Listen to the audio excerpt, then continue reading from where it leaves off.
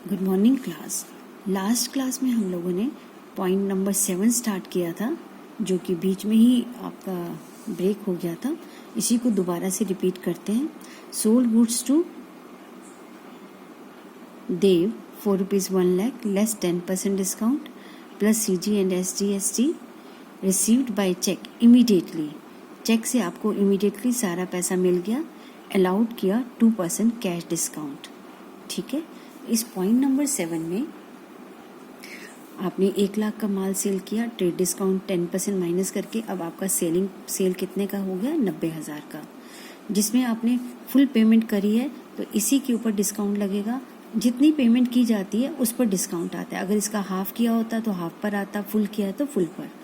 तो फुल पे डिस्काउंट देना पड़ेगा, जो कि 2% 1800 आया। तो हमारी सेल आई 88,200, जिसके ऊपर GST लगेगा। तो फाइनली हमें जो पैसा मिलना है वो ये मिलना चाहिए, डिस्काउंट काट कर GST ऐड करने के बाद, क्योंकि GST तो ऐड होता है हमारा। ठीक है, तो इसकी एंट्री क्या होगी? जब हम सिंपल सेल की एंट्री करते हैं तो बैंक टू सेल्स करते हैं, सेम यहीं पर bank account debit to sales. लेकिन इस एंट्री में क्योंकि हमें GST दिखाना है तो GST सेल में आउटपुट होता है, टू आउटपुट CGST SGST, क्योंकि इस क्वेश्चन में डिस्काउंट अलाउड है। सेल में डिस्काउंट अलाउड होता है तो डेबिट होता है, परचेज में डिस्काउंट रिसीव होता है तो क्रेडिट होता है। तो जब आप प्रैक्टिस करेंगे तो ये एंट्रीज आपको याद हो जाती हैं। अब बैंक में कितना पैसा आया? डिस्काउंट आपको पता है 1800 है, सेल आपको पता है 90,000 की थी। ये सारी चीज़ें हमने कैलकुलेट की थी अभी यहीं पर। तो जब ये आप कैलकुलेशन कर देते हैं तो आपको सारी फिगर्स यहाँ से भरना आसान हो जाता है। 90,000 का सेल है, 1800 का डिस्काउंट था, GST फिगर दिया है। अब ये सारी फिगर मिलाकर इतना पैसा आना है, तो ये बैंक का अमाउंट आ गया। ठीक है, नेक्स्ट ट्रांजैक्शन है sold goods to Zorawar for 2 lakh less 10% discount. इसका 10% 20,000 हुआ, इसका मतलब सेल 1,80,000 की 1,80,000 की होगी। CG और SG लगा 9% each. Received half the amount by cheque immediately and allowed 2% cash discount. अब यहाँ पर क्या हुआ? आपको सारा पैसा नहीं मिल रहा है, आपको आधा पैसा मिल रहा है, तो आधे पैसे पे ही डिस्काउंट देंगे आप। तो सबसे पहले इसकी कैलकुलेशंस करते हैं, फिर उसको एंट्री करना सीखते हैं कैसे की जाती है। इस केस में हमने 2 लाख का माल बेचा था, इसमें ट्रेड डिस्काउंट है। तो अब जो ये हमारी सेल है ये 2 लाख नहीं रहेगी, आफ्टर ट्रेड डिस्काउंट तो सेल हमारी क्या हो जाएगी? 1,80,000 की, जिसके अंदर लिखा है कि हाफ पेमेंट इमीडिएटली आपको मिल रही, जिसके ऊपर आपने 2% डिस्काउंट दिया तो इसका हाफ मिलेगा। तो हाफ 90,000 बना इसका, उसके ऊपर 2% कैश डिस्काउंट माइनस करेंगे। ट्रेड डिस्काउंट के बाद क्या माइनस होता है? Cash discount. आधा मिला है तो आधे पे लगेगा, पूरा मिला है तो पूरे पे लग जाता। अब हमारी फिगर बनी है 1,78,200 जो हमें मिलना है, और इसके ऊपर GST भी हमें मिलना है। GST मिलने के बाद हमारी फिगर बनती है 2,10,276। एक्चुअल मिलना हमें अमाउंट इतना चाहिए। ठीक है, लेकिन अब ये सारा पैसा तो नहीं मिल रहा है, अकॉर्डिंग टू क्वेश्चन तो हाफ मिल रहा है। अब ये जो फिगर है ये डिस्काउंट माइनस करने के बाद है। तो सबसे पहले डिस्काउंट अगर माइनस ना करते तो ये फिगर कितनी बनेगी? 2,10,276 में ये डिस्काउंट हमने ऐड कर दिया तो हमारी फिगर बन गई 2,12,076।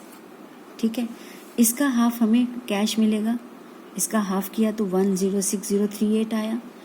हाफ के ऊपर अब ये जो डिस्काउंट है हमने इस फिगर में से माइनस करना है पेमेंट रिसीव करने के टाइम। पहले भी मैंने आपको सिखाया था। तो हमारी फिगर आएगी 1,04,238। इतना हमें कैश मिल गया, और इसका जो हाफ है यानी 1,06,038 अभी मिलना बाकी है। तो हमारी एंट्री होगी बैंक अकाउंट डेबिट। देखिए,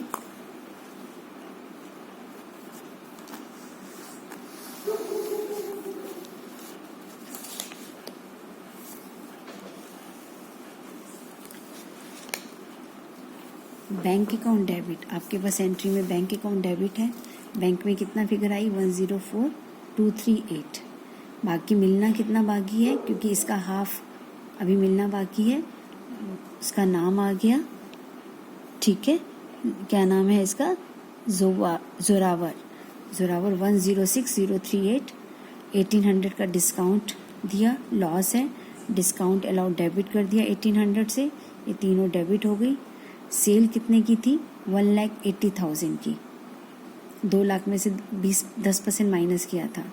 और ये GST, 2 सेल्स टू GST, ये सारी कैलकुलेशन हमने यहाँ की है बेटा। ये देखिए, ये हमारा सेल है, ये GST की फिगर है, यहाँ सेल का अमाउंट आ गया, ये GST का अमाउंट आ गया, डिस्काउंट डेबिट होता है, डिस्काउंट का अमाउंट आ गया। मेन आता है कि जो पैसा आपको मिल रहा है हाफ, उसका कैलकुलेशन कैसे करना है। ये सारी कैलकुलेशन करने के बाद डिस्काउंट की फिगर को ऐड करते हैं।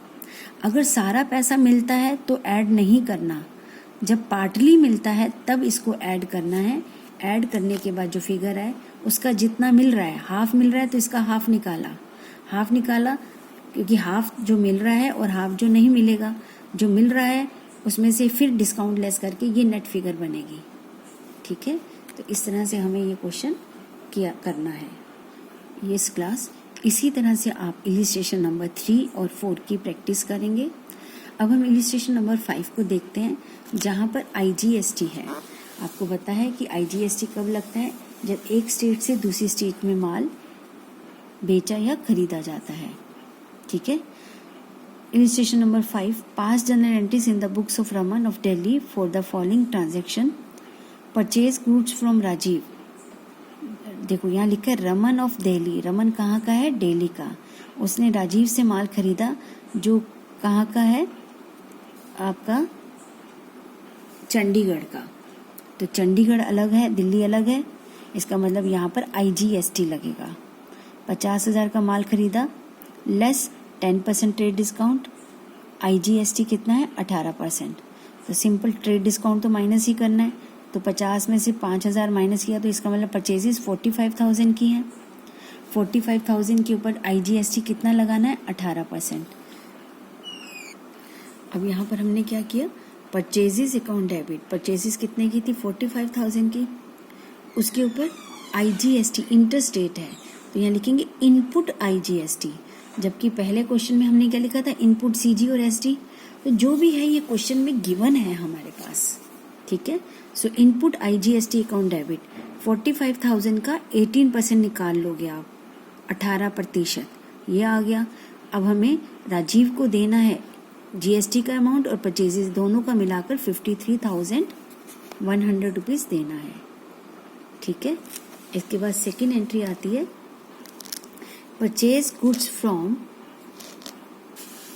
विकास कानपुर। हम दिल्ली, रमन दिल्ली का है, ये कानपुर से आपने माल खरीदा, ठीक है। 20,000 लेस ट्रेड डिस्काउंट, अब इसको लेस करेंगे तो 2,000 माइनस करेंगे तो 18,000 का रह गया माल हमारा। IGST 18%, paid by cheque. अब यहाँ पर आप चेक से पेमेंट कर रहे हैं, तो simple purchases account debit, input IGST account debit, यही करेंगे। एंट्री देखते हैं, purchases account debit 18,000, input IGST 18,000 का कितना परसेंट था क्वेश्चन में, 18%। ये कर दिया, दोनों का जो टोटल आया, इन टोटल को टू बैंक से पेमेंट कर दी, ठीक है। कितनी पेमेंट करी, 21,240। नेक्स्ट आता है इसी तरह से, बस यहाँ सारी एंट्री जो अभी आपको मैंने कराई थी, बस यहाँ क्या लगा है, IGST है। तो जहाँ आप इनपुट CGST कर देते वहाँ इनपुट IG हो गया, राइट। और जहाँ हम सेल करते हैं, जैसे हमने यहाँ एक एंट्री आएगी सेल करा है, तो आउटपुट IGST हो गया। बस आपको ये ध्यान रखना है कि IG लगना है या CGST, क्योंकि CGST दोनों एक साथ आते हैं, IG अलग है एक, क्योंकि वो इंटरस्टेट का है। तो इन सारी क्वेश्चंस की बिल्कुल सेम है, सिर्फ GST का फ़र्क है, IG लगा है या इसके इन क्वेश्चंस के अंदर, ठीक है। तो इन क्वेश्चंस की आप इस तरह से प्रैक्टिस कर लेंगे, जो भी डाउट होगा हमारी जो क्लास होगी उसमें आप अपने डाउट्स क्लियर कर सकते हैं। इस क्लास ये कुछ इलिस्ट्रेशन नंबर 3 से 1, 2, 3 ट्रांजैक्शन है जो रिवर्स से रिलेटेड है, उसे हम डिस्कस करते हैं। Goods costing ₹5,000 were taken by the मालिक प्रोप्राइटर फॉर पर्सनल यूज़, यानी ड्राइंग्स हो गई। अगर हमारे जीएसटी नहीं होता तो हम एंट्री करते drawings account debit to purchases credit करते, ड्राइंग्स डेबिट होती। दीज गुड्स वर परचेज्ड, ये जो माल हमने क्रेडिट किया है ये कब कैसे खरीदा गया था? Bye paying CG and SG at the rate of 9%। और जब हमने गुड्स खरीदा था तो परचेजेस डेबिट करे थे, सीजी और एसजी भी डेबिट करा था।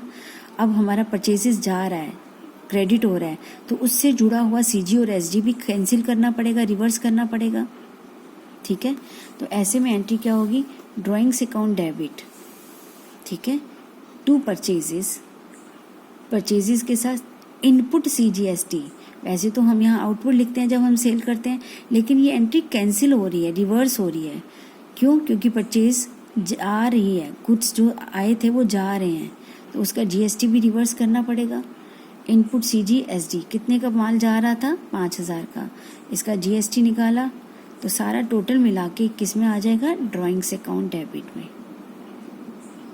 ठीक है, ऐसे ही अगली ट्रांजैक्शन नंबर 2 है goods costing ₹2,000 were given as donation. जब हम डोनेशन के लिए गुड्स देते हैं तो एंट्री करते हैं डोनेशन टू परचेजेस।